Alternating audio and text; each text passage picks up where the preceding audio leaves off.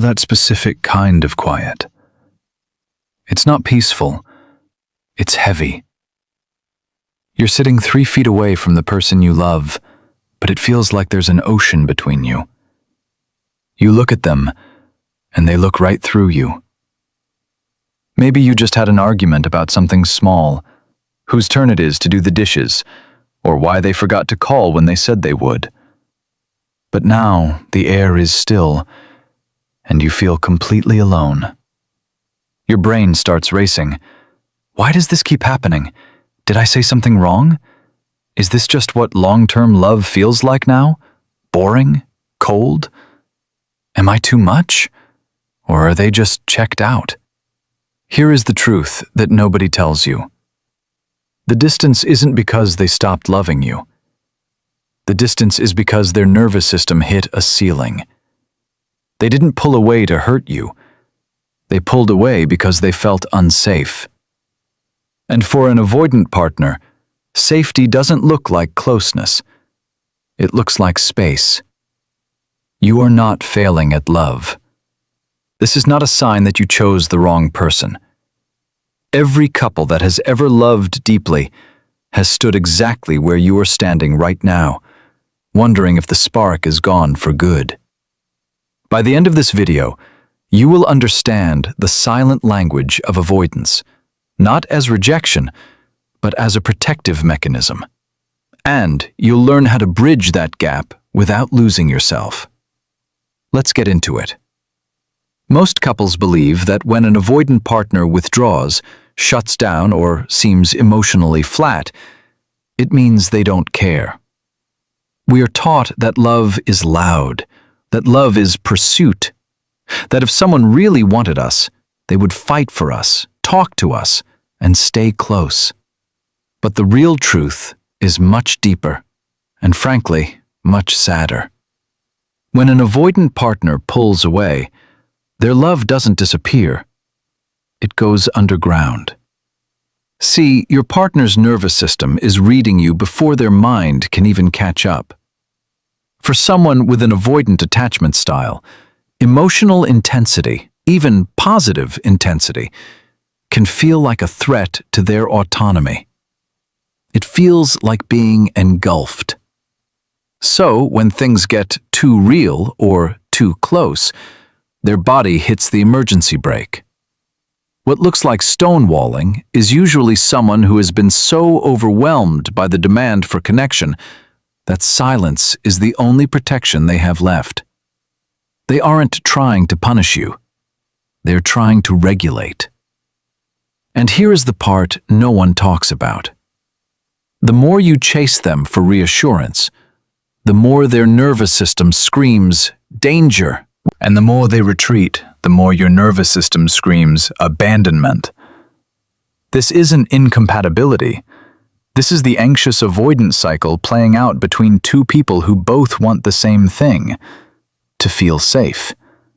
But they have opposite definitions of what safety looks like. Once you realize that their withdrawal is a panic response, not a lack of love, everything changes. You stop taking it personally, and that is where the healing begins. Here's the first pattern you need to see. The Phantom X is not about them, it's about safety. Most people in relationships think that when an avoidant partner talks about an ex, or idealizes a past relationship, or keeps old photos visible, it means they aren't over their ex. You feel like you're competing with a ghost. You wonder, do they still love them? Am I just a rebound? But the deeper truth is that the Phantom X is a safety device. An avoidant partner often idealizes past relationships because those relationships are over. There is no demand for intimacy now. There is no risk of engulfment. By keeping one foot in the past, they keep one foot out of the present. It creates a buffer zone. It allows them to feel connected without actually having to be vulnerable with you, right here, right now. Here's what that looks like in real life. In the disconnecting version, you see them liking an old photo of their ex. You snap. Why are you still obsessed with them? Do you miss them? They shut down, defensive. "You're crazy. It's just a picture." The wall goes up. But in the connecting version, you notice the behavior. You pause. You realize this isn't about the ex. It's about their fear of being fully seen by you. You say calmly, "I notice you seem distant lately. I'm not asking you to delete the past. I'm just asking if there's something about us feeling too close right now that feels scary." And when you do that, you stop fighting the ghost and start addressing the fear. That's when your partner stops feeling like a defendant and starts feeling like a person who can finally put their guard down. Next, you have to understand the deactivation strategy, or why they pick fights over nothing. Most couples believe that when an avoidant partner starts picking fights about trivial things, your tone of voice, the way you chew, how you load the dishwasher, it's because they are irritated or critical. You feel like you're walking on eggshells, trying to be perfect so they won't explode. But the psychological reality is that this is called deactivation. When intimacy gets too deep, the avoidant nervous system looks for flaws. It needs to find a reason to pull back. If they can focus on your annoying habit, they don't have to focus on their terrifying vulnerability. They create distance by manufacturing conflict. It's not about the dishes, it's about breathing room. Here's the shift. In the disconnecting version, they criticize your cooking. You defend yourself. "I worked hard on this. You're never happy." Now you're in a power struggle. They feel justified in pulling away because you're aggressive. But in the connecting version, you hear the criticism. You recognize it as deactivation. You don't take the bait. You say, "Hey, I hear you're frustrated. I'm going to give you some space to cool off, and we can talk later." You step back. You don't chase. That's the shift that turns a relationship that feels like a negotiation into one that feels like a refuge. You become the calm in their storm, not the source of it. Then there is the myth of the cold heart. Most people think avoidants are emotionally cold, unfeeling, robotic. You look at their face during a serious conversation and see nothing. No tears, no anger, just blankness. And you think, they don't care. If they cared, they'd be upset. But here's what nobody explains.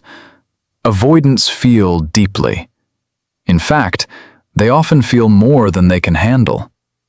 Their blank face is not emptiness. It's a dam holding back a flood. Their nervous system has learned that showing emotion leads to shame or rejection, so they suppress it until they go numb. Inside, they are screaming. Outside, they are stone. Let's look at the internal monologue. What you see is silence, a shrug. It's fine. But what they feel is, if I start talking, I'll cry. And if I cry, I'll lose control. And if I lose control, they'll leave. So I have to stay still. I have to be strong. I have to be nothing. The connecting move is simple. Don't demand emotion. Invite presence. Say, "You don't have to say anything right now. I'm just here. I'm not going anywhere." And when you do that, the walls between you start to come down, without either of you having to say a word. Because for the first time, they realize they don't have to perform to be loved. You also need to navigate the "I need space" trap. Most couples hear "I need space" as a prelude to a breakup. It triggers your abandonment wound instantly. You panic. You ask, "How much space? When will you be back? Are we breaking up?" You try to negotiate the terms of their absence. This feels like clinging to them, but the truth is, for an avoidant, space is not a rejection. It is a reset button. They cannot reconnect until they have re-regulated. If you crowd them while they are asking for space, you confirm their fear that you will suffocate them. If you respect the space, you prove that you are safe. Here's the difference. In the disconnecting version, you say, "Fine, take your space, but don't expect me to be here when you get back." It's passive-aggressive, punitive. They leave feeling guilty and resentful. But in the connecting version, you say, "I hear you. Take the time you need. I'll be here doing my own thing. Let's check in on Tuesday." It's confident, secure, non-needy. That's when your partner stops feeling like a problem to manage and starts feeling like a person to come home to. They return not because they were forced, but because they missed you. Finally, watch out for vulnerability hangovers, or why they pull away after good moments. Most people are confused when things are going great. You have an amazing weekend, deep conversations, great sex, real connection. And then, Monday morning, they are distant. Cold. Distant. You think, what did I do wrong? Did I say too much? But here's the counterintuitive truth. This is a vulnerability hangover. For an avoidant, intimacy is exhausting. Being open drains their battery. After a moment of high connection, their nervous system overshoots in the opposite direction to regain balance. It's not regret, it's recalibration. Not louder conversations, not more compromising, not scheduling a weekly check-in, but understanding that their pullback is a biological necessity, not a relational verdict. The connecting move is to not chase them after the high. Let them land. Give them low-stakes companionship. Watch a movie. Sit in silence. Don't demand deep talk immediately after deep talk. And here's what changes everything. When you stop punishing them for needing to recharge, they stop fearing the depth of the connection. They learn that they can be close and free. This isn't a checklist.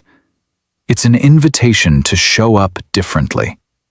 When you internalize this, you stop reacting to their withdrawal as a personal attack. You start seeing it for what it is, a frightened nervous system trying to find its footing. You stop chasing. You start anchoring. And your partner will feel the difference before you've even said a word. Because real intimacy doesn't start when you find the right person. It starts when you decide to become the kind of partner who can hold space for fear without letting it break you. Love isn't what you fall into. It's what you build every single day on purpose, even in the silence, especially in the silence.